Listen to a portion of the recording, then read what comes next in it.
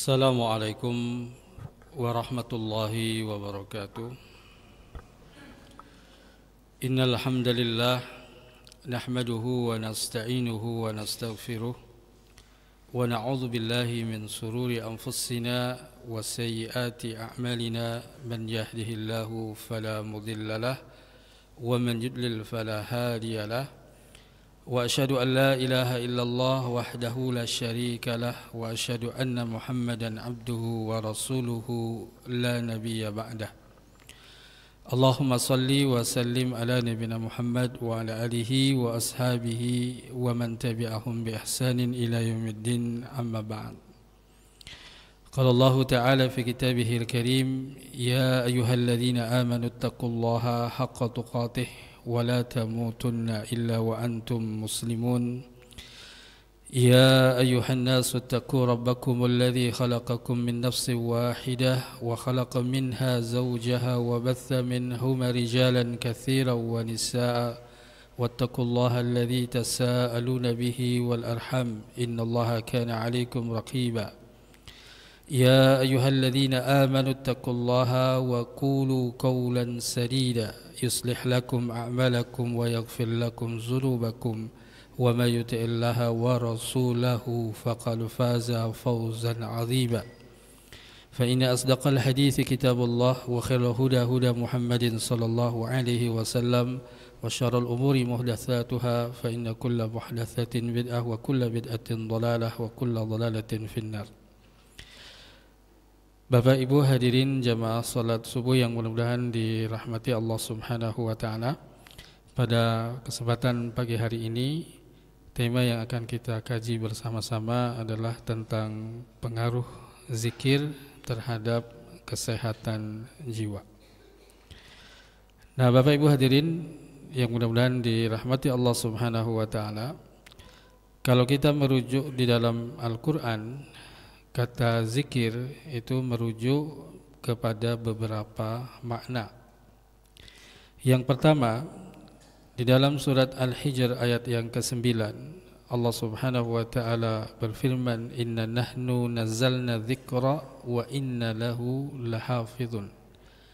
Sesungguhnya kamilah yang menurunkan adz-dzikra. Maka para ahli tafsir sepakat yang dimaksud dengan adz-dzikra di dalam ayat tersebut adalah Al-Quran, sebagaimana yang disebutkan oleh Al-Imam Ibn Jauzi rahmatullah di dalam kitabnya Zadul Masir fi ilmi tafsir. Kemudian Allah Subhanahu wa taala berfirman, "Wa inna lahu lahafizun," dan sesungguhnya kamilah yang menjaganya. Nah, para ulama tafsir berbeda pendapat tentang siapa yang dijaga oleh Allah Subhanahu wa taala. Kebanyakan ahli tafsir mengatakan bahwasannya yang dijaga itu adalah Al-Qur'an itu sendiri. Sehingga Al-Qur'an itu dijaga dari iblis, sehingga iblis tidak mampu untuk menambah kebatilan di dalam Al-Qur'an, atau iblis tidak mampu untuk mengurangi kebenaran di dalam Al-Quran. Nah, sebagian ulama tafsir juga menyebutkan yang dijaga itu adalah Nabi Muhammad SAW, karena konteks pada ayat sebelumnya adalah berkaitan dengan Rasulullah SAW dan juga perkataan orang-orang musyrik yang mengatakan bahwasannya Rasulullah SAW adalah orang gila. Kemudian yang kedua, di dalam surat Thaha ayat yang ke-14, Allah Subhanahu wa taala berfirman, "Aqimis salata lidzikri." Tegakkanlah salat untuk mengingatku. Maka zikir di sini maknanya adalah salat. Walaupun para ulama berbeda pendapat tentang bahwasannya apa yang dimaksud dengan mengingatku. Sebagian ulama menyebutkan bahwasannya yang dimaksud adalah ketika kita ingat salat, maka segeralah salat. Baik itu salat pada waktunya ataupun ketika di luar waktunya. Ketika pada waktunya kita lupa sholat tetapi ingat di luar waktunya, maka kita segera untuk solat. Sebagaimana hadis Nabi SAW yang diriwayatkan oleh Imam At-Tirmidzi, ya, beliau mengatakan di dalam hadisnya, ya, Rasulullah SAW bersabda, ya, man nasiya an salatin, ya, falyusalliha idza dzakaraha. Maka barang siapa yang lupa dari satu solat, maka segeralah ia, ya, melaksanakannya. Fala kafaratun laha, dan tidak ada kafarat baginya, ya, ila dzalik, kecuali hanya untuk melakukan solat tersebut. Sehingga para ulama dalam 4 madhab sepakat solat itu tidak gugur kewajibannya bagi mereka yang meninggalkan, baik karena lupa ataupun karena kesengajaan. Sehingga mereka semuanya berpendapat tentang diwajibkannya orang yang meninggalkan solat secara khusus dengan sengaja untuk mengqadha solat tersebut. Artinya solat-solat yang ditinggalkan pada masa-masa yang lalu tidak cukup baginya untuk bertobat kepada Allah Subhanahu wa taala, tetapi juga harus dibarengi dengan mengqadha solat, ya, yang ia tinggalkan. Kemudian Bapak Ibu hadirin yang mudah-mudahan dirahmati Allah Subhanahu wa taala, yang ketiga di dalam surat Al-Jumu'ah ayat yang ke-9, ya, maka Allah Subhanahu wa taala berfirman, was'au ila dzikrillahi, maka bersegeralah untuk menuju, ya, zikir kepada Allah Subhanahu wa taala. Nah, yang dimaksud adalah apa? Salat, dan secara khusus adalah salat Jumu'ah. Nah, kemudian yang keempat adalah, ya, zikrullah, yaitu mengingat Allah Subhanahu wa taala. Sebagaimana yang disebutkan dalam surat Ar-Ra'd ayat yang ke-28, ala bidzikrillahi tatma'innu qulub, ya, bahwasanya ingatlah dengan mengingat Allah Subhanahu wa taala hati akan menjadi tenang, ya. Nah, inilah beberapa makna zikir di dalam Al-Qur'an, dan secara spesifik kita akan membahas zikir ini dalam makna yang keempat, yaitu berkaitan dengan zikrullah ataupun mengingat Allah Subhanahu wa taala. Nah, Bapak Ibu hadirin yang mudah-mudahan dirahmati Allah Subhanahu wa taala, ya, kemudian zikir kalau dilihat dari sisi bahasa, dia bisa bermakna mengingat, bisa bermakna menyebut, bisa bermakna memuji, dan juga bisa bermakna, ya, doa. Sehingga kalau kita lihat di dalam doa-doa yang dalam Al-Qur'an ataupun doa-doa di dalam hadis Nabi SAW, maka semuanya mengandung 4 unsur tersebut, yaitu mengingat, menyebut, dan memuji Allah Subhanahu wa taala, termasuk di dalamnya adalah, ya, ada bagian daripada apa? Doa, ya. Nah, sehingga apa? Disinilah digabungkan antara zikir dan doa, ya, walaupun zikir dan doa memiliki apa? Perbedaan. Nah, kemudian secara istilah yang disebut dengan zikir itu adalah setiap ucapan dan perbuatan yang dilakukan bagi tujuan untuk mengingat, menyebut, memuji Allah Subhanahu wa taala, berdoa kepadanya baik dengan hati, lisan ataupun anggota badan. Nah, maka inilah sebetulnya yang bisa dilakukan oleh setiap manusia dalam kondisi apapun, ya. Misalkan dalam kondisi sakit, badan tidak bisa bergerak, maka orang masih bisa melakukan zikir dengan lisannya atau dengan kalbunya. Bahkan ketika kalbu itu atau lisan itu tidak bisa untuk berzikir, maka seseorang bisa untuk, ya, berzikir dengan kalbunya, dengan hatinya. Sehingga zikir ini adalah satu ibadah yang mencakup, ya, beberapa aspek di dalamnya, sehingga sesuatu yang sangat mungkin untuk bisa dilakukan oleh setiap orang. Nah, kemudian, ya, zikir itu, ya, memiliki beberapa macam. Ada yang disebut dengan zikir mutlak, ya, ataupun zikir muqayyad, ya. Mutlak di sini artinya zikir yang dilakukan tanpa dibatasi oleh jumlah, tanpa dibatasi oleh kondisi tertentu, tanpa dibatasi oleh tempat tertentu. Seseorang bisa melakukannya secara mutlak kapan saja, di mana saja, dalam kondisi apa saja, kecuali pada tempat-tempat yang memang itu dilarang untuk kita berzikir kepada Allah Subhanahu wa taala, seperti di dalam kamar mandi ataupun WC. Sedangkan zikir muqayyad adalah zikir yang memang sudah ditetapkan di dalam syariat berkaitan dengan kapan dia dibaca, dengan jumlah berapa dia dibaca, dalam kondisi apa dia dibaca. Nah, sehingga apa? Zikir-zikir seperti ini membutuhkan tuntunan ataupun sunnah yang menjelaskan tentang hal tersebut. Nah, sehingga apa? Kita bisa membedakan mana yang sifatnya mutlak, mana yang sifatnya muqayyad. Nah, kemudian yang kedua, dari sisi tingkatan daripada zikir itu, ada yang disebut dengan zikir dengan lisan, dan ini adalah tingkatan yang paling rendah. Ada zikir yang dilakukan dengan qalbu, ini adalah tingkatan yang kedua, dan tingkatan yang paling tinggi adalah zikir dengan qalbu dan lisan. Zikir dengan lisan saya kira sudah mafhum bersama-sama, seseorang mengucapkan subhanallah, alhamdulillah dan lain sebagainya. Termasuk zikir di dalam qalbu adalah dengan apa? Bagaimana kita mengakui, merasakan nikmat yang Allah Subhanahu wa taala berikan kepada kita. Itu pun termasuk apa? Zikir ataupun mengingat Allah Subhanahu wa taala. Sehingga Allah Subhanahu wa taala berfirman, "Wa ma bikum min ni'matin faminallah."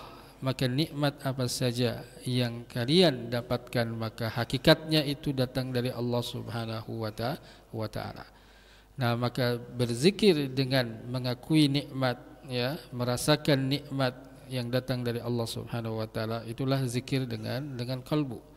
Termasuk di dalamnya adalah apa? Zikir dengan mengakui atau perhatikan tentang ayat-ayat Allah Subhanahu wa taala yang bersifat kauniyah, yang disebut dengan tafakkur alam, dan ini memang yang perlu untuk dikoreksi. Banyak orang menggunakan istilah namanya apa?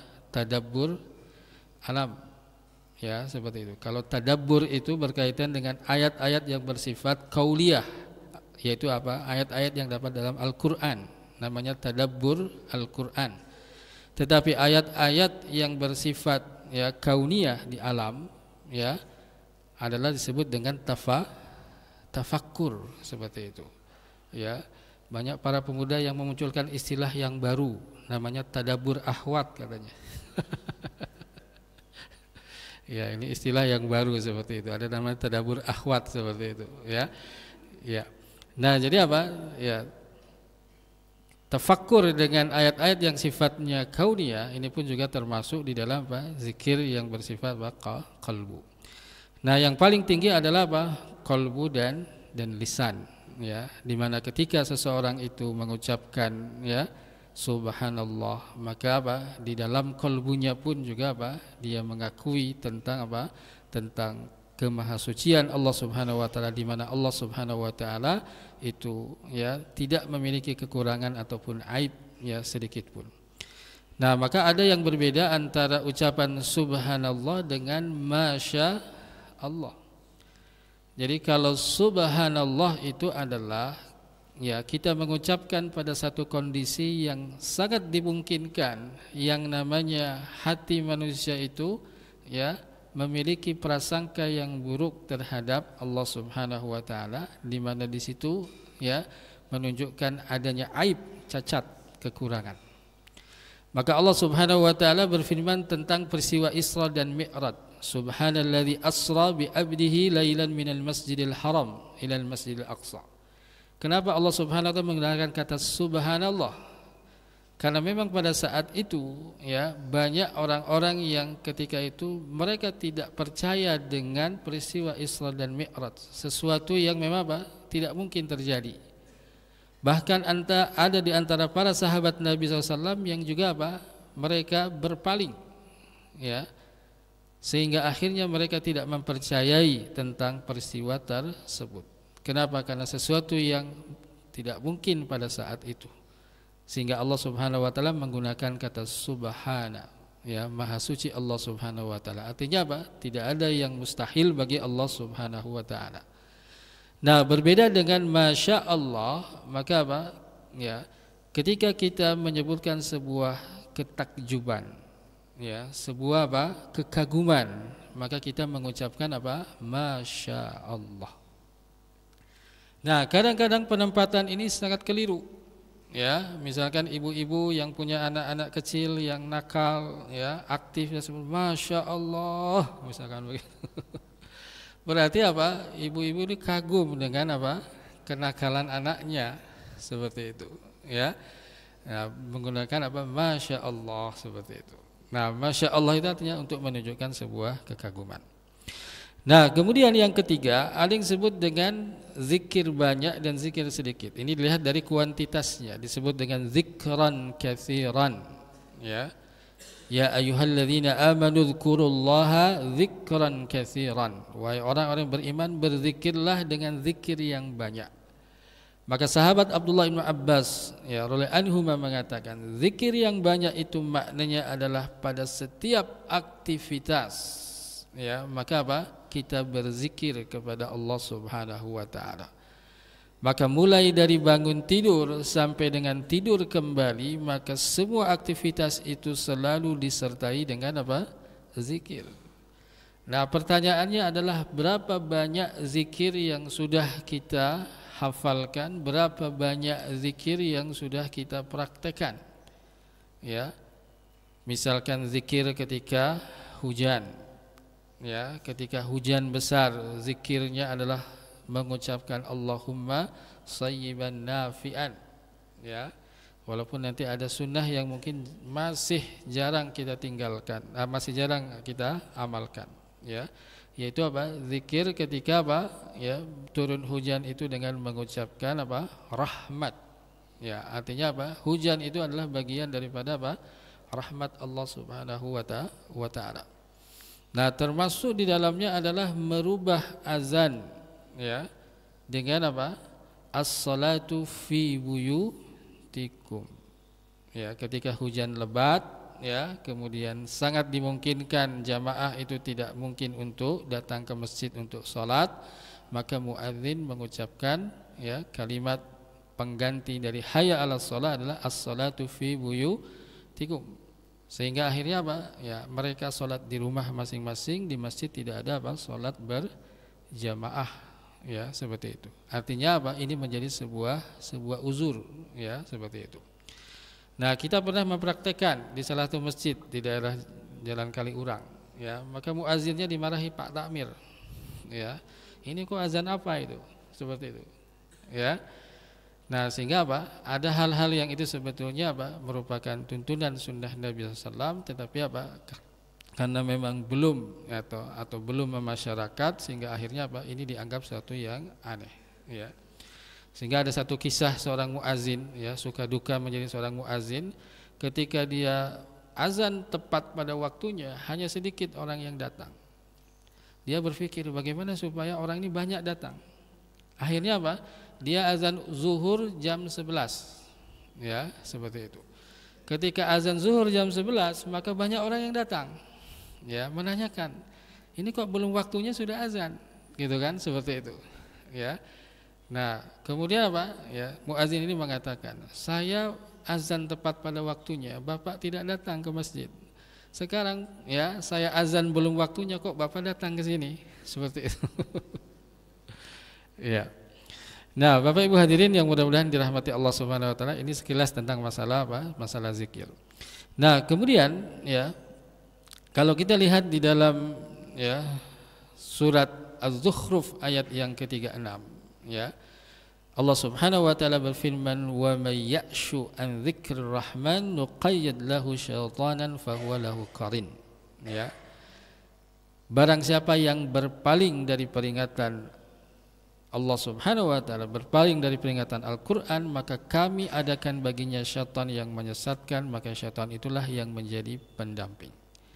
Maka di dalam ayat ini ya disebutkan oleh para ulama tafsir, di antaranya Al-Imam Ibnu Zawri rahimahullah ya dalam bukunya Zadul Masir fi Ilmi Tafsir, pada kalimat wa may ya'syu itu bisa dibaca dengan dua cara membaca. Bisa dengan didhammahkan wa may ya'syu, bisa dengan difathahkan wa may ya'sya.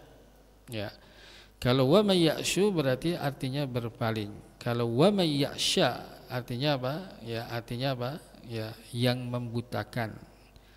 Nah, barang siapa yang buta dari zikir kepada Allah Subhanahu wa taala, barang siapa yang berpaling dari ya peringatan Allah Subhanahu wa taala, maka akan kami jadikan baginya syaitan itu sebagai qarin. Qarin maknanya adalah apa? La yufarriquhu, maka dia tidak akan apa? Memisahkan dengan dirinya, akan serta turut menyertainya. Nah, maka disinilah sebetulnya apa yang menjadi ya urgensi bagaimana kita harus tetap menjaga ya hati kita, lisan kita dengan zikir kepada Allah Subhanahu wa taala. Karena kalau kita berpaling, maka apa? Syaitan itulah yang akan menjadi apa? Pendamping, menjadi teman kita yang selalu menyertai kita. Nah, sehingga apa? Bapak Ibu hadirin yang mudah-mudahan dirahmati Allah Subhanahu wa taala, maka ya zikir ini adalah bagian daripada ibadah, maka ibadah itu ya seharusnya ya memenuhi dua syarat. Yang pertama adalah karena keikhlasan kepada Allah Subhanahu wa taala, yang kedua adalah karena apa? Tuntunan Rasulullah sallallahu alaihi wasallam. Ya. Nah, ada zikir yang memang masih banyak dilakukan oleh sebagian masyarakat yang disebut dengan zikir overdosis. Ya. Jadi zikir pun ada yang sifatnya overdosis, ya, mengucapkan la ilaha illallah 1000 kali, ya, mengucapkan misalkan bismillah 11.111 kali, misalkan seperti itu. Yang sering lihat kita di jalan-jalan begitu ya, banyak balihonya gitu kan, ucapkan bismillah 11.111 kali, ya. Nah, maka apa, hati-hati. Zikir-zikir overdosis dengan niat-niat tertentu ya, maka apa? Bisa mendatangkan yang namanya apa? Jin. Ya, bisa mendatangkan yang namanya jin. Ya. Nah, kenapa tadi? Ya, ketika seorang itu melakukan zikir yang tujuan mengingat Allah Subhanahu wa taala tetapi tanpa dasar ya, tuntunan dan sunnah Nabi SAW, maka ini masuk dalam kategori bid'ah. Maka bid'ah ini adalah sesuatu yang bisa mendatangkan apa? Ya, mendatangkan syaitan. Ya. Nah, kita akan lihat bagaimana orang yang berzikir. Ya, zikir itu fungsinya adalah untuk membuat apa? Hati menjadi tenang. Ya. Tetapi nanti ada zikir-zikir ya yang membuat orang itu menjadi apa? Kesurupan.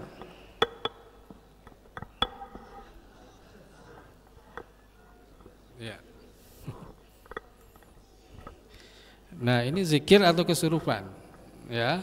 Nah, ini zikir yang mendatangkan apa? Syaitan. Ya, zikir seperti ini. Ya, di mana Nabi SAW tidak pernah mengajarkan zikir sampai seperti itu. Ya. Padahal yang diucapkan adalah apa? Kalimat la ilaha illallah. Ya. Nah, kita lihat lagi bagaimana akibat zikir tanpa tuntunan Rasulullah sallallahu alaihi wasallam. Ya, disebut dengan majelis zikir ini. Ya. Yang ini memang banyak dilakukan oleh para ahli tariqat, ya, ahli tasawuf, ya. Zikir dengan cara ya bergerak-gerak kepala, badan, ya, dengan cara menari dan seterusnya, ya. Nah, ini bahkan apa? Ya, banyak orang yang kesurupan di dalamnya. Ya. Berarti ini zikir yang apa? Tidak mendatangkan ketenangan tapi mendatangkan apa? Syaitan. Ya, seperti itu. Dan ini masih banyak kita lakukan. Ya.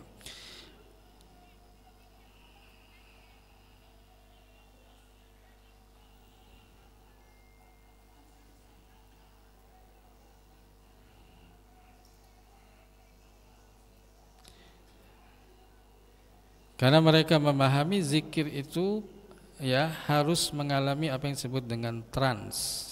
Ya, ketika seorang itu pada fase trans, maka disitulah sebetulnya sangat memungkinkan apa masuknya apa syaitan. Ya. Ya, ada juga yang menarik namanya apa? Zikir ala Michael Jackson. Ya. Nah, ini zikir ala Michael Jackson seperti itu. Nah, itu seperti itu. Ya. Ini dalam salah satu tarekat, ya, seperti itu.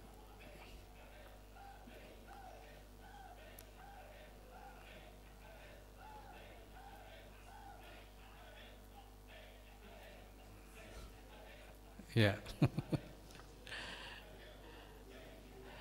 Nah, ini adalah termasuk bentuk syubhat, ya. Syubhat ini artinya apa? Ya, kerancuan, ya, bentuk keraguan-raguan, ya, terhadap sunnah Nabi SAW, sehingga akhirnya apa? Dia melakukan perbuatan yang tidak ada tuntunannya atau perbuatan apa? Bid'ah seperti itu, ya, dengan cara menggoyang-goyang kepala, ya, seperti itu. Jadi perlu hati-hati ketika apa? Dia mulai berzikir menggoyang-goyang kepala, sehingga nanti apa? Dia tidak bisa menghentikan kepalanya bergoyang, ya. Kenapa? Karena di sini sudah mulai masuk namanya apa? Syaitan, ya, seperti itu. Nah, kemudian Bapak Ibu hadirin yang mudah-mudahan dirahmati Allah Subhanahu wa taala, maka di dalam diri manusia ada satu organ yang disebut dengan kolbu, ya. Di mana kolbu ini memiliki hubungan yang sangat erat dengan kesehatan fisik dan jiwa manusia. Di mana kolbu itu sebuah organ yang harus diberikan asupan, ya, diberikan makanan. Maka makanan bagi kolbu itu adalah apa? Yang disebut dengan zikir, disebut dengan ilmu, dengan Al-Quran dan seterusnya, ya. Nah, sehingga apa? Kita akan melihat bagaimana pentingnya kolbu ini pada peristiwa pembelahan dada Nabi SAW oleh malaikat Jibril ketika beliau masih dalam, ya, masa anak-anak, untuk dibersihkan apa? Kolbunya, ya. Jadi ini menunjukkan bahwasanya apa? Kolbu itu, ya, adalah bagian yang paling penting dari manusia. Karena kedudukan kolbu di dalam badan manusia itu ibarat apa? Raja, ya. Maka kolbu itu nanti semakin bertambah umur manusia akan semakin apa? Semakin mengeras. Jadi ibaratnya kolbu itu seperti tanah liat. Kalau kita punya tanah liat, kemudian kita biarkan dalam waktu yang cukup lama, ya, maka tanah itu akan mengering dan mengeras. Ketika tanah itu mengering dan mengeras, kemudian kita sirami dengan air, maka tanah itu tidak bisa menyerap air, ya. Kalaupun bisa, maka apa? Itu membutuhkan waktu yang cukup lama. Tetapi kalau kita memiliki tanah liat, kemudian apa? Kita sirami air sedikit-sedikit setiap hari dan seterusnya, maka tanah itu akan menjadi apa? Menjadi, ya, lembek, lembut dan seterusnya. Begitu pula dengan yang namanya kolbu hati. Ketika kolbu ini tidak diberikan asupan dengan zikir, maka apa? Lama kelamaan hati ini menjadi apa? Menjadi keras. Bahkan Allah Subhanahu wa taala menyebutkan apa? Lebih keras dari apa? Batu. Apalagi nanti ketika seorang itu sudah melewati umur 40 tahun. Maka apa? Hati kalau tidak disirami dengan ilmu, dengan zikir, maka hati akan semakin apa? Mengeras, ya. Tetapi kalau sejak dini diberikan asupan dengan zikir, dengan bacaan Al-Quran, dengan ilmu dan seterusnya, maka hati itu menjadi apa? Lembut, ya. Maka ada namanya apa?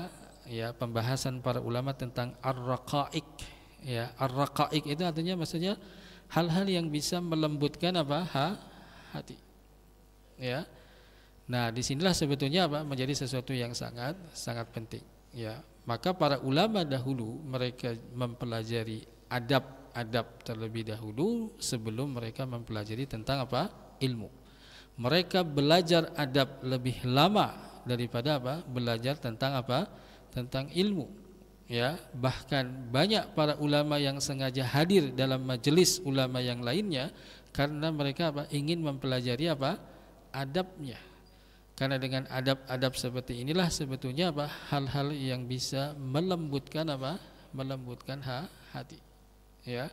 Sehingga ketika seorang itu hatinya lembut, ya, maka apa? Ya, hati ini bisa menjadi, ya, filter untuk kebenaran, ya. Hati ini bisa menjadi filter untuk apa? Mana yang sunnah, mana yang bid'ah dan seterusnya. Nah, sehingga apa? Yang namanya hati ya itu memiliki hubungan ya dengan yang namanya fisik, sebagaimana hadis Nabi sallallahu alaihi wasallam, ala inna fil jasadi mudghah idza salaha salaha jasadu kullu wa idza fasadat fasadat jasadu kullu. Ya.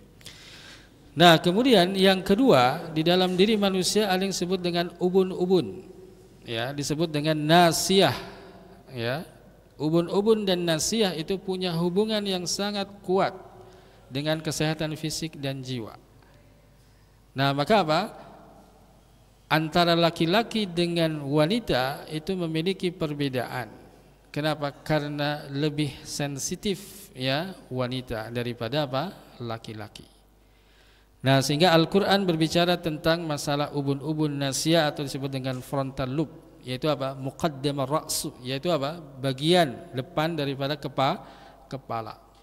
Ya, yang disebutkan dalam surat ya Al-Alaq ayat 16, nasiyatin kadhibatin khati'ah, ya, disebut dengan nasi'ah yang mendustakan dan berbuat salah.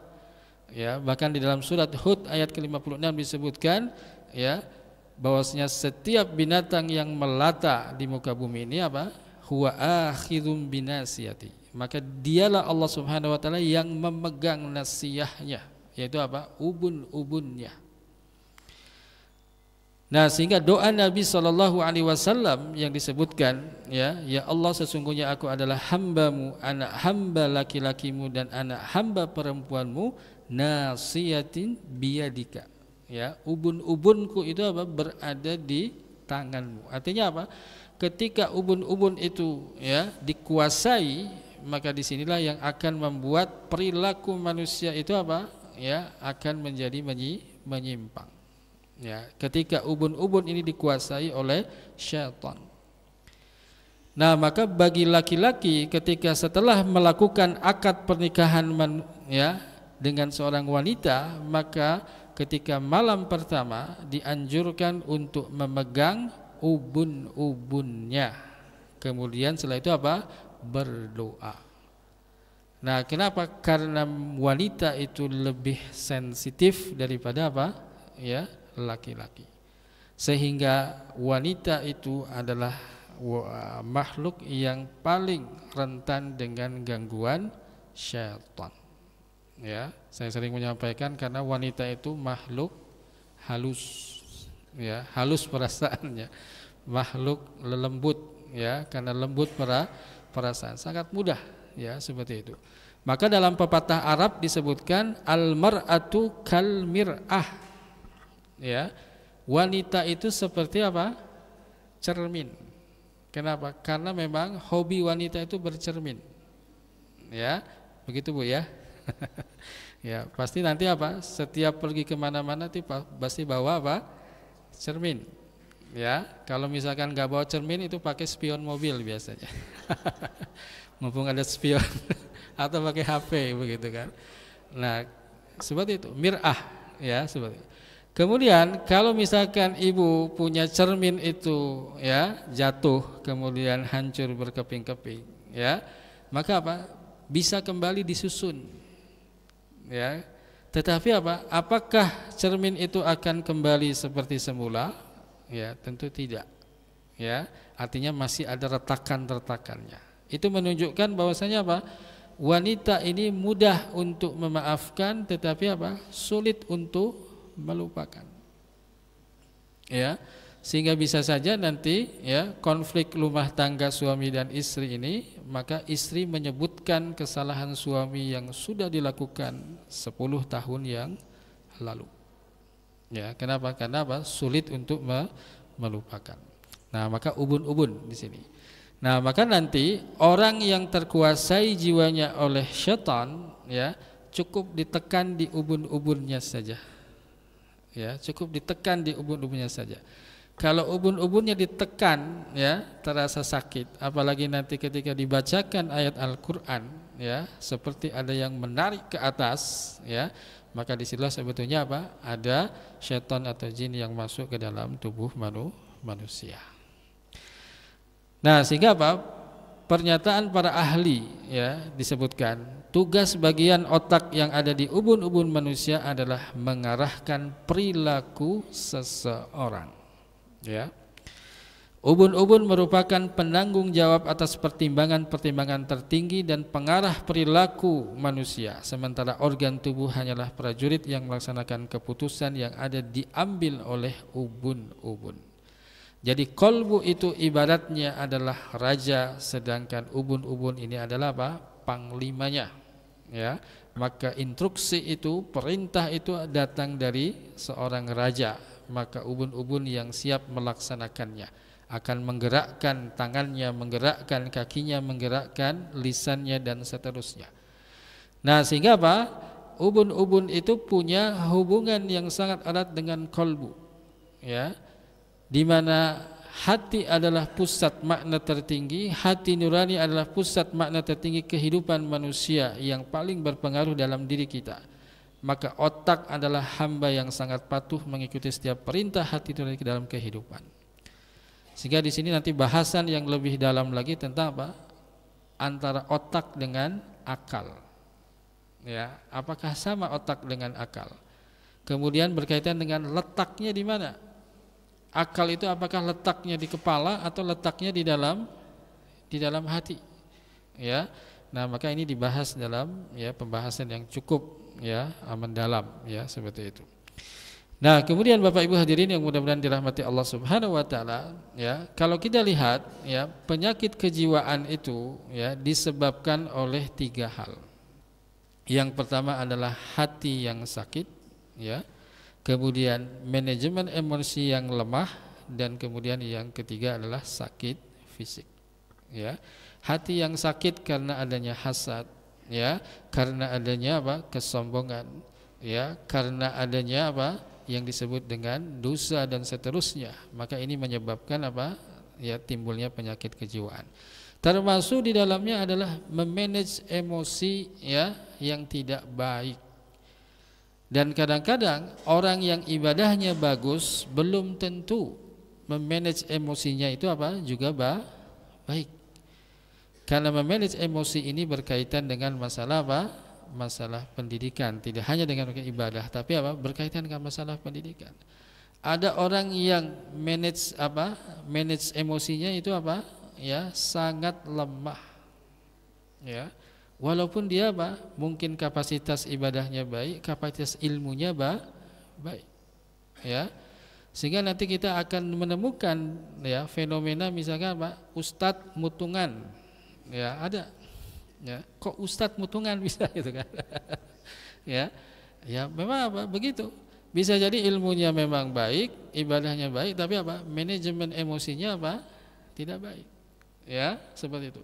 Sehingga memang yang paling sulit itu mengatur ustadz. Ya, paling sulit mengatur ustadz. Ya, karena memang sudah menjadi ustadz, ya, sangat sulit untuk diatur. Ya, seperti itu.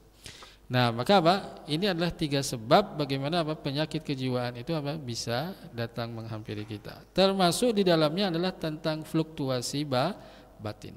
Ya, fluktuasi batin karena masalah, karena trauma dan lain sebagainya, maka ini menyebabkan nanti apa? Sesuatu yang ya berpengaruh pada kejiwaan ya sehingga apa? Berpengaruh pada perilaku. Ya. Nanti kalau kita mendalami beberapa kasus misalkan, kita menemukan ada 3 kasus, ya 3 kasus dengan dampak yang sama, yaitu apa? Menyakiti diri sendiri. Ya, kasus yang pertama yang kita tangani adalah apa? Seorang santri pesantren tahfidz Quran, ya, di mana apa? Pada saat tertentu ketika fluktuasi batin itu dalam kondisi rendah, dia menyakiti dirinya dengan cara apa? Mengambil pisau kemudian menyayat tangannya. Ya, jadi tangannya disayat-sayat seperti itu, ya. Seperti itu. Kemudian ketika kita tanya, ya kenapa bisa seperti itu dan apakah sakit ketika menyayat dengan ya pisau itu? Yang bersangkutan mengatakan tidak sakit. Ya. Jadi saya tidak sakit, tidak merasakan sakit ketika apa? Menyayat. Kenapa? Karena pada kondisi fluktuasi batin dalam kondisi apa? Rendah. Ketika ditelusuri ternyata apa? Dia mengalami kesedihan yang mendalam setelah meninggal oleh ibunya. ya, seperti itu. Nah, pada kasus yang kedua pun juga sama. Seorang mahasiswi di perguruan tinggi di Jogja ini, ya, mengalami hal yang sama dengan cara apa? Ya, ingin bunuh diri, menyakiti diri dan seterusnya. Kenapa? Baru ditinggal meninggal oleh apa? Ibunya. Karena kesedihan yang mendalam. Ya. Dan kasus yang ketiga adalah apa? Seorang wanita. Ya, seorang wanita mahasiswi di salah satu perguruan tinggi, ya. Dia berteman dengan seorang wanita sahabatnya. Ternyata setelah sekian lama dia bersahabat, ya, dia baru mengetahui bahwa sahabatnya ini memiliki penyimpangan seksual. Dia adalah seorang apa? Lesbian. Ya. Langsung akhirnya dia apa? Trauma. Ya, trauma kemudian dengan cara apa? Menyakiti dirinya. Ya, menyakiti dirinya. Sampai bahkan hampir apa? Mau bunuh diri. Ya, seperti itu. Nah, maka apa? Disinilah sebetulnya apa? Perlu untuk memanage emosi. Fluktuasi batin sesuatu yang memang ada pada setiap manusia, tetapi bagaimana kita memanage emosinya. Ya. Termasuk dalam kasus-kasus yang juga kita ya sering hadapi adalah, mohon maaf, ini apa? Ya, dalam kasus rumah tangga yang melakukan ya poligami. Ya.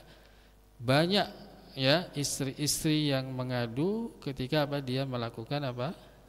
Suaminya melakukan poligami. Ya.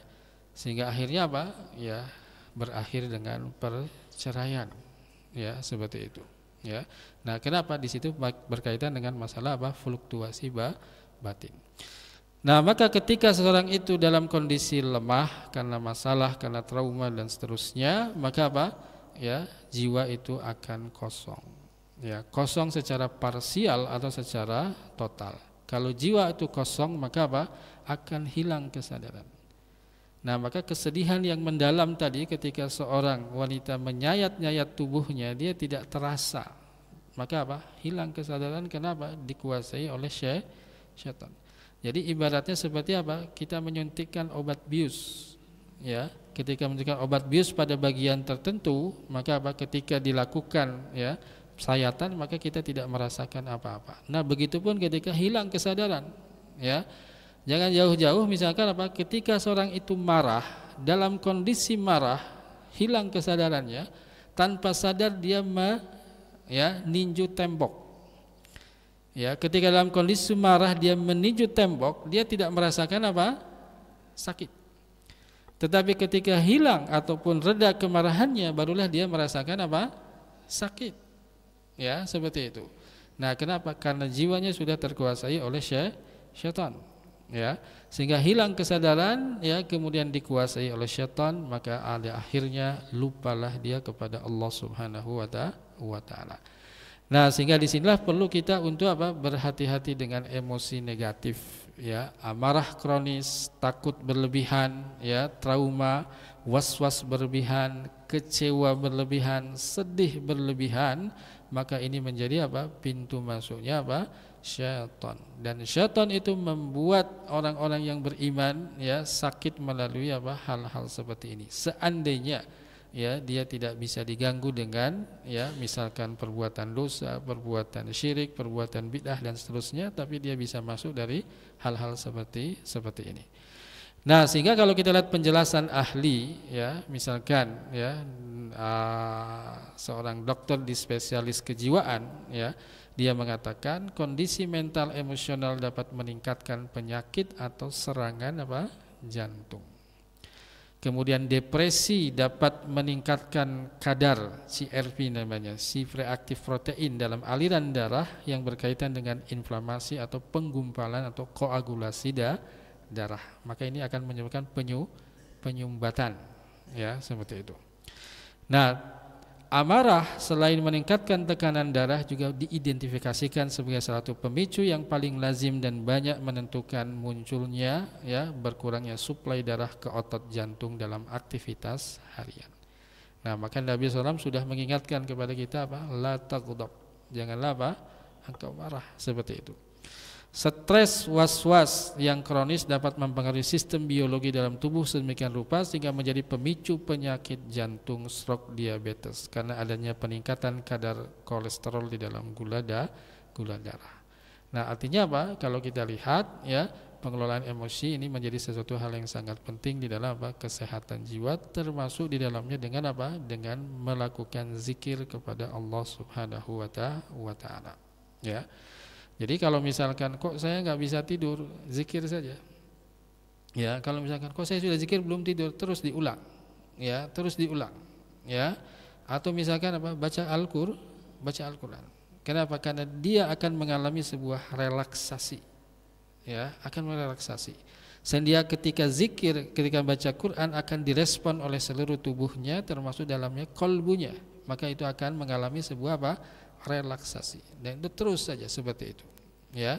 Kita pernah menangani seorang yang mengalami depresi berat ya karena karir dan keluarganya sehingga hampir 25 tahun itu apa? Menggunakan obat tidur. Ya, maka apa? Kita lakukan terapi dengan apa? Dengan bacakan Al-Qur'an. Ya. Dibacakan terus kemudian apa? Mengalami sebuah relaksasi, akhirnya apa? Bisa tidur juga. Ya, bisa tidur seperti itu. Nah, jadi kalau misalkan kita sulit tidur maka apa? Bisa kita dengan berzikir atau membacaan Al-Qur'an. Kemudian ada 3 faktor penyakit ya. Pertama adalah fisik ya. Fisik itu dipengaruhi oleh pola hidup, pola makan, pola ibadah ya. Kemudian apa? Ya, penyakit sifatnya psikis atau psikosomatis, ada pikiran negatif ataupun emosi ya di mana seseorang belum bisa untuk mengelolanya. Ya, termasuk adalah apa? Non fisik seperti gangguan jin, sihir dan ain sebagainya. Ya. Nah, sehingga nanti apa? Kalau kita lihat ya penyakit itu ya semuanya ya atau 90% akan berada pada apa? Pikiran manusia. Ya. Jadi semuanya berpangkal pada apa? Pikiran. Dan pikiran ini ada di otak. Di otak ada bagian yang namanya apa? Ubun ataupun nasiyah. Ya, malas bekerja, stres, cerai dan lain sebagainya. Bahkan ya kemarin kita bisa menemukan sebuah testimoni dari beberapa pasien yang sudah divonis mengalami apa? Ya, kanker ya. Kemudian kita terapi dengan terapi Al-Qur'an ya, alhamdulillah apa? Dia mengalami kesembuhan dengan izin Allah Subhanahu wa taala. Seperti itu. Nah, jadi Bapak Ibu hadirin yang mudah-mudahan dirahmati Allah Subhanahu wa taala, maka di dalam syariat Islam, syariat yang sempurna, maka Allah Subhanahu wa taala menyiapkan perangkat untuk kita apa? Mendapatkan sebuah kesehatan, ya. Kesehatan ya, di mana dengan zikir, dengan membaca Al-Qur'an, hati itu menjadi tenang. Bahkan ada seorang ibu yang bertanya, "Ustadz, gimana kalau misalkan apa? Ya, supaya sehat ya antara suami dengan istri, apa zikirnya?" Ada Bu zikirnya. Ya, Bapak Ibu baca saja zikir Bismillahirrahmanirrahim atau Bismillah. Kemudian setelah itu baca Allahumma jannibna syaitan wa jannib syaitana ma razaqtana. Itu zikir yang membuat apa? Suami dan istri tambah sehat. Ya, ya Allah jauhkanlah syaitan dari kami dan jauhkanlah syaitan dari anak yang akan Engkau rizkikan kepada kami. Ya, nanti bisa dipraktekkan ya Bapak Ibu. Seperti itu. Ini zikir yang membuat apa? Suami istri jadi sehat seperti itu. Ya, tentu apa? Tidak cukup dengan zikir lagi dengan olahraga dan seterusnya. Ya, Bapak Ibu hadirin yang mudah-mudahan dirahmati Allah Subhanahu wa taala, ini mungkin yang bisa saya sampaikan. Ya, wallahu a'lam bishawab. Wassallallahu ala nabiyina Muhammad wa ala alihi wa sahbihi wa akhiru da'wana alhamdulillahirabbil alamin. Subhanakallahumma wa bihamdika asyhadu an la ilaha illa anta astaghfiruka wa atubu ilaik. Wassalamualaikum warahmatullahi wabarakatuh.